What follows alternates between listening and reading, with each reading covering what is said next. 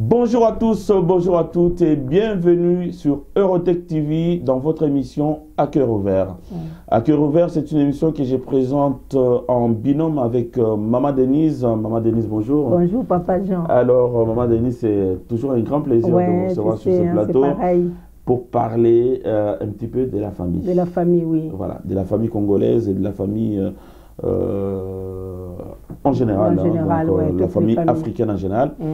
Et puis, aujourd'hui, je ne sais pas de quoi on va parler. Quel est le thème de notre émission d'aujourd'hui? En lingala, s'il vous plaît. Comme d'habitude, on va essayer de parler en lingala. En lingala et en français, évidemment. Donc, on ne va pas... Ouais, pourquoi pas. On peut naviguer entre deux langues. Oui. Ça ne dérange pas. Bandeko balandimbo tenabino, le londenge Papa Jean outi koloba, toko solola sur famille. Toko linga ko solola nabino, ko lakisa famille. Eza na place nini pe mosala nini sengeli famille sala ezala na poto ezala pe na kisasa pona komeka kotala kosangisa ba mayele ya kotala ndenge nini to sengeli ko avancer na kati ya famille na mabota na biso. Alors bande ko balandi mbote na bino donc sengweza ngai pona ngoyeba ke boza toujours ebele boza na pona Holanda émission na biso À cœur ouvert sur Eurotech TV, nakanisi bino nyonso, vous êtes déjà abonné. Nazana elika que vous êtes déjà abonné. Ceux qui n'ont pas abonné, vous avez si kamoko na sewana bakomi s'abonner et puis une petite cloche juste à côté pour vraiment ceux qui appuyer à chaque fois qu'on poste une vidéo. Donc, et comme il est automatiquement. Donc, vous avez la possibilité vraiment de s'abonner aujourd'hui. Et en plus, pour vous qui venez de nous joindre, qui venez de nous connaître, et abonnez-vous massivement et surtout partagez encore nos vidéos. Comme Maman Denise vient de le dire, donc toko solola na oitali libota. Vous voyez très bien que Maman Denise azana oisika po azali na expérience à libota. Maman Denise azali o azali na bana basiba komi na un certain âge. Alinga ki partager expérience na ye nandaku avec bino batu bolingi soit kokota na vie ya mariage, soit bino batu bozali na kati déjà ya ndako libala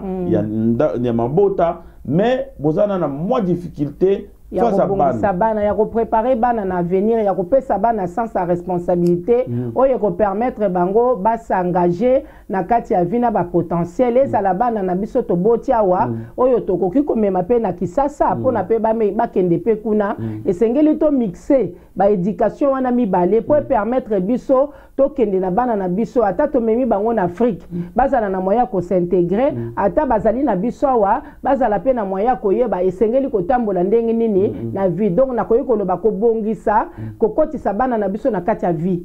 Alors kokotisa bana biso na kati ya vie bande ko ngansi mingi awa na kati ya poto principalement na France ici quand ni biso zo tourner émission on a Paris batu ebele na kanisi mingi bakomota la RTNC puisque zaki télévision moko bona ansi moi mi kakatano nous peut-être que s'arranger dans les jours à venir mais mingi to kotisa ba abonnement to zwa ba bouquet Afrique avec RTNC na kati de manière à ce que tout landa na bokebi o izole karakata mboka parce que mingi bazali awa bakomo bongisa retour na Kinshasa mingi bazali awa bazaba diplômé mingi bazali awa bazana expérience en msala mingi bazali awa bazali na expérience comme on appelle ici expérience acquise na kata mboko yo balingi bakeno partager expérience wana na bana mboka pour ba soutenir réussite ya président na biso ya Sikandega dosala exactement basungaye na expérience basungaye na disponibilité mais bandeko nanganti mingi basali awa na poto basali 20 ans 30 ans basali ba foyer awa ba fondé donc vie na bango mobimba ezali awa ba construire famille mobimba awa mais tango bandeko wana bazui décision bozonga na mboka puisque yazu moi opportunité nanganti na éviter ce qui vraiment gouvernement ezana mabongisi pour accompagner mabota wana ezoko kende kuna bon papa Jean nakaniso lobi eloko moko ya malamu omoni bandeko na biso mingi na changement omoni mikolo to changer président sika batu mingi pe bazaki na quand même possibilité ya kende kosala ko pe bazana posa ya kokende kozonga kokende kosala kuna babota pe bana mingi bayaki awa pe baza ba jeune bakoli bana na bango nyonso babota omoni bana bazana kati ya culture ya Europe bayebi culture ya Afrique mingi te à part na musique mais tango sikoyo to komema bana kuna na Afrique esengeli sikoyo kolakisa bana oyebi bana ya poto wa mingi baza égoïste ba vivaka na individualité na Afrique kuna to vivaka na kati ya famille to vivaka na kati ya libota tata mwasi mama koko banoko bango nyonso na baza na place alors awa ezali mon père ma mère ma sœur esuka kaka wana na mwandambu ya élargissement ya ba nièce ba cousine sikoyo tango biso to kokende kuna il faut sengeli ko préparer bana na biso ya awa pona tango to komema bango kuna bazala na difficulté ya ko s'adapter te na kofongola parenthèse lokola ba neti ba mama oyo mingi bazana bana awa ba memi kuna omoni ke eza difficile ya ko intégrer bana d'un seul coup comme ça yango ko to komona to komeka kofongola lelo mwa parenthèse pona ko lakisa mama mokonzi oyo pa vanda wa bota pe bana awa ayebi pe ki azana bana tango komema bana na Afrique sengeli bana batambola ndenge oui mama Denise mwasi ya papa mokonzi na biso leka komema bana tozo bakaka yete mais tozo lo bana ba mama nyonso oyo bazui décision na ba papa na bango bazonga na kisasa esengeli sikoyo bana wana to bongisa bango a partir ya awa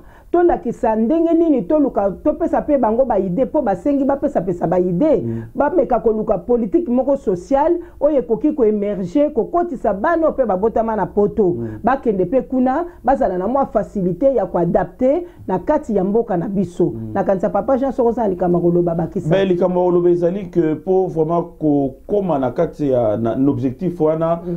il faut ba structurer ça là parce que na ebi très bien que bana o babotami à supposer que Moutoya qui a depuis 1990 a environ 29 ans il y a séjour à Napoto ben Moutoana a boti bana banana baswa ko mikolo misukutu baswa boti puisque azakutu bakoko azana bakoko mais na situation où le Congo a traversé pas plus tard qu'il y a 3 ou 4 mois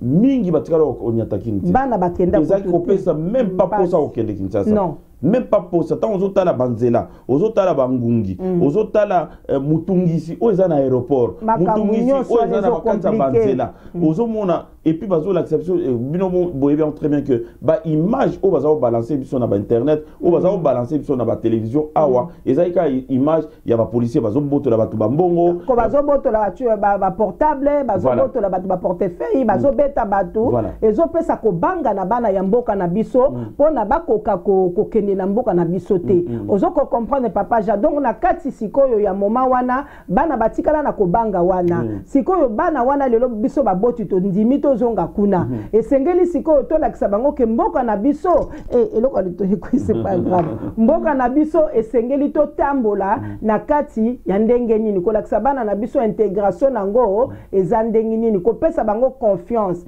assurance ya kolobake to kende na bino mboka wana bokanisa kango ndenge ezalaki kala mesikoyo changement ezokota muke alors bandeko avant de continuer dans si bino bandeko balandi botala ka ba fait et geste ou les kaka na plateau bon maman Denise na effacer place à la tête pour mbala sima oya ne loka litoi o ezoka bien papa bandeko et ça l'a mis exprès donc loka litoi na et peut-être à 20 bon c'est la vision va commentaire te pardon bon l'entendre l'isolo. Et donc voilà, donc on a état Nzela, état situation ezaki na Kinshasa, tokoka qui jamais ngai moko en premier na ko jamais au meba na mboka na puisque bana sala ngasoni papa c'est là chez ton pays ben c'est plus ce n'est pas notre pays mais c'est là ton pays. Ah ouais, mais et ton pays, c'est la galère. Hein? Et ton pays, il y a des flaques d'eau partout. Mais ton pays, franchement, les gens sont maigres. Donc voilà, je pense que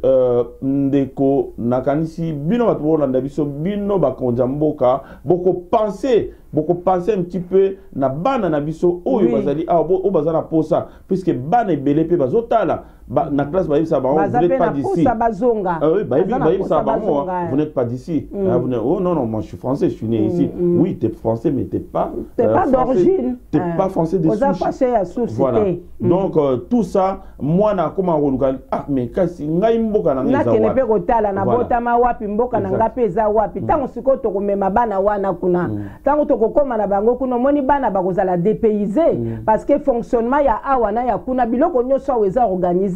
Kuna na kisasa organisation eza pena ndengi wana te esengeli sikoyo kosunga pona e permettre bango bakoka pe ko s'intégrer et permettre pe to sala ba structure oyo ko adapter bana wana na kati ya mboka wana elingi koloba nini kokotisa bana wana pe na kati ya nzela ya mboka na biso ça veut dire kolakisa bango evandeli ko sala pe ba makambu oyo koki ko permettre bango bazala dépayser te bazala dépayser te eza côté éducatif bazala pe dépayser côté social, bazala pe dépayser côté loisir. Parce que biso awa bana bazana biloko nyonso. OK, kuna loisir, kuna papa Jean andimite, ezali moi excursion, moi côté la balé, ezaba bazana biloko nyonso te biso tozana ngwa. Mais maman Denise na kati yote na ebi que biso tant toza kola toza ki vraiment bana mike na pesi merci beaucoup à ma belle-sœur Mianda Bouchunza, donc qui était vraiment qui m'a beaucoup aidé pour redécouvrir ici belé to bi que tant tous au cola tous qui na bancelé tous qui na balak de ma vallée tous qui na katina voilà tous ma campagne ma cheval ezala kona na équitation ezala ki ba cheval na pa ya ba bobolika ngwana ezala wana mobimbe ezala ki kaka na ba chevaux hein tous qui kuna to beta ndenge na ndenge pe biloko tu wana manque d'entretien manque de suivi et si ebeba c'est les naïveté sur comment na niveau nini puisque gombe zala ki tennis bateka gombe ndambo bakata we ba tenir de la gombe te bakata ngo et comment siko banda ko soki basale loko nino moneke il y avait une piscine il y avait terrain de tennis il y avait terrain de foot en tout cas ba konzi na ansi bino wat bolanda biso bomeka ko kansa un petit peu na ansi bino pe mingi bozali wana a commencer par Yemoko papa président donc azam muto akoli ana poto akanisaka mikolo te pona opesa ba misala akanisaka ba mama te pona kobongisa social na bango mais akanisa pe bana puisque bana bazana besoin voilà basa la dépayser te ba commenter na mboka na ba ah non mais papa maman vous m'avez parlé de l'or et de l'argent mais ils sont voilà ba portable ndenge to biye saka bango kuna mboka na biso ezana diamant ezana coltan ezana ba kolbat ezana ba biloko ebele bango bayebi yango kaka na kati ya maloba mais sikoyo est-ce que biso na ndenge tozana biloko papa Jean est-ce que to bana na biso nyonso bamona diamant bamona or bamona nyonso te bayokaka na ça et loko mususu na ngana bakisa puisque il y avait aussi à l'époque quand on grandissait tozaki na jardin zoologique donc eta ba chimpanzé tozaki na tous les 2 juillet il y a chaque année depuis ngana na kola tozaki na foire tozaki na foire toke voilà vraiment restaurer fikine bo restaurer fikine vraiment longonya na moni basali nzela kitoko liboso fikine bongi ekomi bien vraiment kitoko makasi esika ngana mona diamant pour la première fois ya ngwana puisque exposition ya Jacques na ba na ba biloko makambo ebele tozako kene kotala na ko fabriquer ba savon na ba masavuko ozokene komona ndenge ba fabriquer bazo expliquer yo omoni ezape ko développer culture nani tourisme ezokotisa pe bato parce que curiosité wana pe zomema omoni ezali pe mama mokonzi na kanisa pe meka pe kotala nanu qu'est-ce qu'on peut mettre en place pour permettre ezala ndengi wana donc to pe saba na biso pe chance wana ya ko découvrir mboka na biso kana na côté mabete ba découvrir yango pe na côté moko ya bien et puis to mema bango pe pona ko lakisa bango ke mutu nyonso ato koliwa ata Mandela et pardon ata président Obama akendaka mukolo mususu na Kenya kotala koko na ye mama na ye ndenge nini bazalaki na coulisse pe azako kende voilà wana nde peut-être atchaki ba caméra ba filmer mais de temps en temps azako kende azalaki ko kende kotala mboka na ye ndenge nini ezalaki donc biso pe côté na biso esengeli pe na to sangisa ba culture mibale ya bana na biso to kolisa awa biso pe awa tango dozo boko la bana esengeli ko lakisa pa na pe culture que parents azali moboti na yo akose pulmoner ko sala ba 12 heures ko sala ba 15 heures po ameka ko pesa yo vie ameka ko lakisa yo ndenge nini osengeli ko zala bana na biso pe na retour bazala ba égoïste te bayeba peke papa na ngana mama na nga bakokoma bakoko mukolo mususu bakokene retraite tala biso pe to yawa to ye jeune to sali après tant to kokene retraite et ko zala pe to za pe na besoin ya lisungi ya bana na biso pe bameka ko salisa biso ko zala au totaliser annuité puisque voilà to yaka wa bana mike il faut totaliser environ 42 ans. Il y a Moussala, mais ce qu'on a beaucoup na 40 ans. Donc il faut travailler 82 ans. Papa j'entends que tu es jeune et bon mukanda. Obeti ata ba 15 ans, ba 15 ans bo mukande zate tango yo banda ko mukanda na 45 ans. Tango yo bandi na 45 ans, carrière na yo na 65 ans. Déjà tango bandi na 45 ans, ozo na bâtiment. Na bâtiment. Bon, bâtiment, c'est-à-dire au bout de 5 ans ozo paraître le roi mtoana na 64 ans. Ozo ça la gardinage, ozo fatigué yo siko yo au bout d'un certain temps. Au monique au cotiser mingité, ozala suna mbongo belete. Biso pe ba mama ko meka ko sunga bana na biso ba yebake ata ba koki ko zo biso en charge te po c'est impossible. Bango pe basana ba charge na bango bazape na bana na bango, mais ba yeba peke ba boti nanga bandeko nanga na koki pe ko sunga bango. Au moni soki déjà na poto wa to la kisi bana na biso, to la kisi bango responsabilité, to la kisi bango ndenge nini ya komema baboti na bango ndenge nini ya kolinga ndenge nini ya kolakisa mwana azala courageux ayeba ke mbongo ekwe aka boyete il faut koluka ngo kolakisa mwana kopesa mwana batu oye ko permettre mwana ayeba qu'il faut se battre même nzambe oya sala mukila lobi muto ya sala kate aliate donc bana na biso soki tozo te ya bango déjà bazala ba bâton bazala ba courageux bas baisser maboko te et ko permettre biso petant to koma ba mikolo na kati ya éducation na to pesi bango oyebi ba exception zala kaka mutu mususu pa ko pesa bana na ye ba éducation no sona mais et ko sala mandengi mususu wana mandem mususu to na pote sala mandem mususu oyebi yo moko bana éducation yo zo pesa na ndako n'école pe bazo pesa éducation mususu na balabala pe éducation mususu mais mwana oya yokaka alanda ba boti na ye mwana ayokaka papa Jean na pesi yo merci pour neza base ndengi balobaka ke base za capital mwana ayokaka alanda ba boti na ye biso pe ba boti sengeli tozala ba modèle pona pe bana na biso parce que mwana nyonso akalikaka mama na ye akalikaka tata na ye bangonde avivaka na bango bangonde azoko se battre na bango butu na moi yango zomona soki biso pe ba parents tozali ba modèle te pona bana na biso soki moboti ya mwasi ube ya mobali asa ko représenter babenga ngo modèle au moins na ba joueur balandaka oya azalaka meilleur pona nini po bakoma pe na niveau wana biso pe ba parents to ça lokola locomotive na kati ya train le roi repère a munene pona bana soko pesi bango ba repère te tozokene na généralité ba repère on a to kopesa bana na biso ba yebi qu'il faut ba se battre na vie ba yebi ke bakoye ko sala mieux et ko aider biso petant to kokoma ba mikolo po nzamba lobaka on ne récolte que ce qu'on a semé au moni tango bana na biso bakozwa ba repère wana bakozwa konzo wana bakobanda ko se battre totika bana te ba mama bolimbisa po eza émission ya famille balala katar bazobeta baje tango baninga bazokende koluka misala na tongo yaza kaka lali pourquoi lali parce que na butu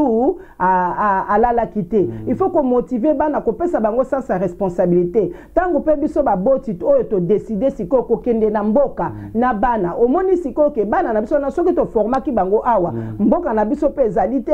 ya ba feignant il faut za la battant pour ko réussir même eloko to sala ka weza facile mais na kuna facile ezate awa soko beli aucun hôpital babengi yo numéro 15 oye mais kuna te omoni ke différence ya mboka environnement ezoko senga ke na papa mokonzi ya mboka na biso ameka pe kotala ba structure nini pe bakoyi ko tia en place ba mama balobi ba mama batu babongisaka mboka mama Denise oyo pe azali moko ya ba mama na kati ya Lingomba ameka pe kotala ndenge nini bakoyi ko tia en place intégration ya bano pe baza ko longwa wa o ba parents ba décider ko kende ko vanda kuna ndenge nini bana bako s'intégrer professionnellement ndenge nini bana bako s'intégrer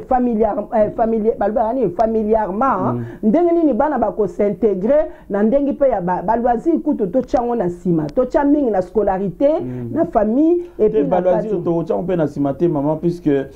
oyebi bana soki bakomi même na awa na kati ya France so moni ba quartier où ezali presque abandonné où ils ont ba loisir malonga te foot ezate tennis ezate équitation ezate ba jeu auto trouva na 16e arrondissement ou bien na 8e arrondissement soki ezali te yeba ke bana ana bako se pencher na activité mususu bako koma na ba stupéfiant bako koma na ba nini donc ça c'est pour vraiment bana baza na sika moko ou bako se retrouver bango na bango baza ko sepela baza ko sepela baza ko se dépenser voilà yango ngai na monaka awa to mona ba manège oyo biso za obenga na Kinshasa na ba mwambe bandekeluka ba nini ba foire voilà mais babiloko wana biso to ba iteke ekozala ya batu ya individu biso kanza ke za ya l'état puisque na kin po ezala ana il faut za ya l'état ba fête foraine bandeko o bazala moi makoki bakosala biloko wana bazo tourner pe bazo voilà ou bien ba changer tout ce qui est na foire ba installer wana de manière à ce que tant bakangi classe bana tout bazo puisque lelo distraction nene na Kinshasa za nini za musique voilà donc bana ba s'abrutir na musique na modèle moko ya mabe donc voilà loisir ezate bibliothèque ezate et comment bana bakoza na savoir mais oyebi papa Jean Katote soko lingo détruire mboka il faut détruire éducation soko omonite na détruire mboka il faut détruire aussi la jeunesse éducation civique na classe tozala ki ata kotanga kokene ba mais lelo éducation civique na classe bana bazobina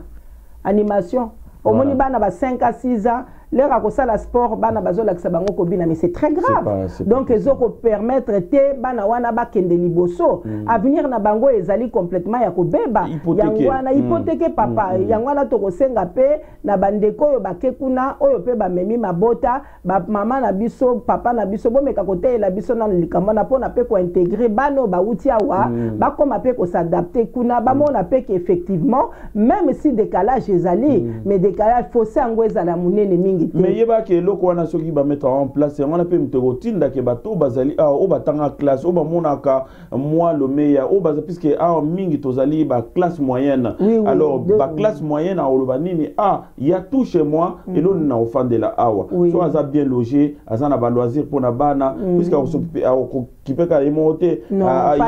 aza payé aza soki ndeni ya mona mingi ya diaspora ba Kinshasa ba bi bon ba conditionner simbi vraiment mingi te famille tikala kokabola bango nde mabe kokabola mobimba yango wana puisque tant yo umeli kuna yo moko makambo pe change kape ba conséquences yango toyebi mama nangaki na lobano eloko moko nazali ko comparer yo mama Denise na mama Kanzaku Ngelebeya bon oyebi mama Kanzaku si na yebi puisque yo zaki pembe na ba média donc ozali ko pesa mateya o bandeko bazali ko zela na ningaki vraiment na yebi son à l'antenne de manière à ce que oyeba ke musalo zo sala ezali constructif papa Jean oyebi nzamba tiaka tala na kati ya mutu na mutu mutu na mutu ba pesa ye ezaka katene ko salela kaka na église ozo ganga makasi mutu pa ko construire pe na ba conseil azo pesa nzambe pe peut-être apesa nga talent wana po pe na meka ko faire profiter ngo pe baninga matuka bandeko bobo sanate bana baza important na kati ya vie biso ba boti to semer makamu mingi na kati ya bana na biso et ko permettre biso to bana wana batonda biso na mitema baba ye biso te mais batondi sa bolingo soko lingo réussir na kati ya vie na yo bandana nuko bongisa famille na yo po muto ya rataka famille papa nanga to mona ba expérience ebele aza na difficulté ya ko kende liboso même soka aza riche mais lokolo rataki libota na yo famille papa nanga to mona ba expérience ebele aza na difficulté ya ko kende liboso même soka aza riche mais lokolo rataki libota na yo ya samedi otikeli pe na nous sala pe ménage neti ya mwasi ozo préparer pe mukolo pe ye pa ko bala ko kome pa na ye akoloba na mbali na ye te ke salela kanga ménage akosenga mobala ye de ye mais ye pa ko sala ménage on a peut permettre ye bakende na libota na bango sala na bomoko mwana ya ye baki ko s'occuper na bana na ye na kati ndako na bango te tango mwana mwasi na ko bota e bongo siko ya ko occuper mwana ndenge ni no moni kezali ko musala moko esengeli to sala ngo to lemba ngo te tango to komema bana na Afrique c'est mon père, c'est ma mère, c'est ma tante, c'est ma sœur. Kuna yo poza na tata mwasi, oza na koko, omoni ke bana na biso baza paumé, baza perdu. Donc to banda pe ko lo bana na biso wa, baza pe na tata yo muto vanda. ovandaka na bana yo lobi c'est ma famille kaka yo mobali na yo na bana na yo keba mokili changeaka po lelo soki yo lakisi kaka bana na yo mobali na yo mwasi na yo bino bosali famille na bino restreinte mukolo mususu okoya komituna me bano na lakisa bango ndenge nini parce que vie eza na makambo ebele oyebi te yango na kosenga na ba mama tango toza na kati ya ba couple kokataka bana te na kati ya mabota na bango kokataka bana te na kati ya kopekisa bango bayeba te o tata mwasi te oyo mama leki te onoko te parce que mukolo mususu ezali soko zongi na bango na kisasa ekozala très difficile.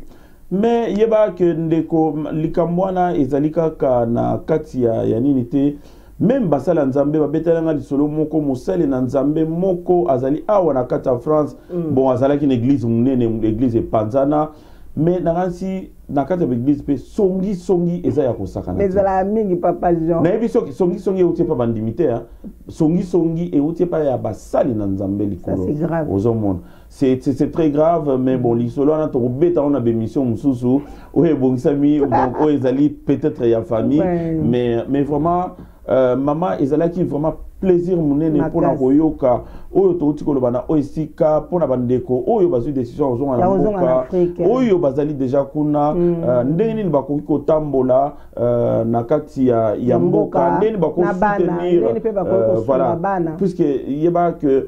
nation liboso bandana na kati ya libota papa nanga bakosote donc voilà tant yo soutenir libota no bien au soutenir pe mkonza mboka pona mboka ezala bien ezala pona mutu nyonso donc ezalaki vraiment liloba nanga suka soko za liloba robakisa puisque to komela suka ngwana. Oui, merci papa Jean na kantalelo to solo limingi to pesi ba conseil pona bana na biso nenga kotala bango na bosa na équipe nangai ya Eurotech ya kisasa te na pesi Gracelia Mbote na pesi Carmela Mbote na pesi pe Andi Mbote bo continuer musala bo kende liboso en tout cas et c'est un ensemble moni balobi l'union fait la force tous à la yini Eurotech kende liboso na boss na biso Jean papa Jean Poyi na biso to tambole longo to zala na esprit moko po bato batambolaka na esprit moko musala na bango pe tambolaka kitoko en tout cas ba gros bisous nzamba batela bino un jour peut to mona na pe to sala émission Eurotech na kisasa na équipe a poto na équipe ya kisasa kitoko makasi vraiment merci beaucoup pour Eurotech Kinshasa Nzambe azala na bino a subvenir na ba besoin na bino nyonso tous ensemble on est vraiment ensemble les jours J ne maman oti olobango oui pourquoi pas tous ça l'émission ensemble alors pour la bino bandeko o oti découvrir biso bozala toujours les likia que bozali na et bozali vraiment na ndako malamu bozali sika malamu bozana chaîne ya solo bozana chaîne oyo to memela bino masapote to memela bino ba pamba te ba lokota na ba château rouge ba lokota na ba château d'eau ba lokota soki wapi ba yoko diffuser pour ba mona na mais o biso tozo lobela bino ezali musala et salama avant de passer na caméra to ebi o to koloba et puis et voilà exactement pour vraiment heurter na sensibilité à batumsu exactement mingi ezali bino atotinda que non mais boloba ki boye to mona ki boye mais et puis toujours s'améliorer et puis toujours dans la émission sika. Merci beaucoup, abonnez-vous massivement et surtout likez partagez et puis voilà donc Tokomi Balasima et puis bon dimanche chez vous, à très bientôt. À très bientôt, allez, au revoir. Au revoir, Madame Denise. Au revoir Papa Jean. Merci.